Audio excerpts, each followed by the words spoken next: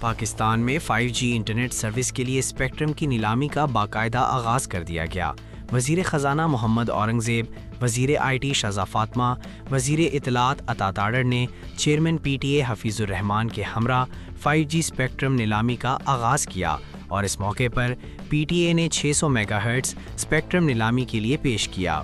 5G spectrum کی نیلامی کا پہلا گراؤنڈ 60 منٹ کے لیے ہوگا، جبکہ بولی کے لیے اہل تینوں ٹیلی کام کمپنیاں نیلامی میں حصہ لے رہی ہیں۔ اس موقع پر وزیر خزانہ محمد اورنگزیب نے کہا ہے کہ 5G کی نیلامی کے حوالے سے حکومتی کوششیں آج کامیاب ہوئیں اور حکومت نے اس کے لیے مکمل ایکو سسٹم تیار کیا ہے۔